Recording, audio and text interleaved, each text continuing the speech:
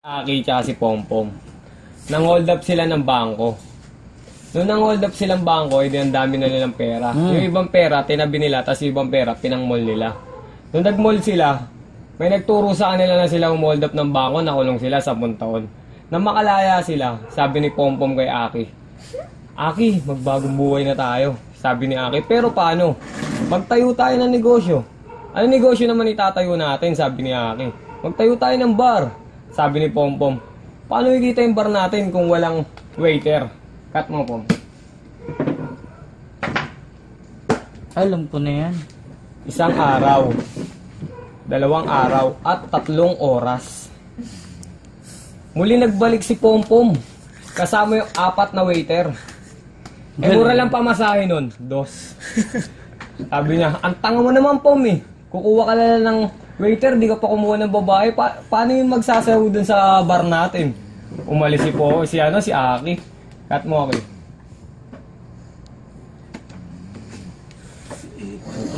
Isang araw, 2 araw, at 3 oras. Muli nagbalik si Aki. Kasama yung 4 na babae. Mura lang pamasahe. 2. Sabi niya, ayan na, po, meron na tayong babae. Sabi ni Pompom, ang tanga mo naman eh. Kukuha ka na lang ng babae, di ka pa kumuha ng banda. Paano magsasayaw yung mga babae natin walang banda? Umalis si Pompom. Cut, Pom. 1 araw, 2 araw, at 2 oras. Muli nagbalik si Pompom, kasama yung banda, alas. Mura lang pamasahe. 2. Sabi niya, ayun na, kumpleto na tayo. Sabi ni Aki, kumpleto na tayo. Meron na tayong waiter, babae, tsaka banda. Tara, imbitahin natin si Parang Pati rito. Umalis si Aki, imbitahin natin si Pati. May mangungutang dyan. Si Pompom. May mangutang pa dyan.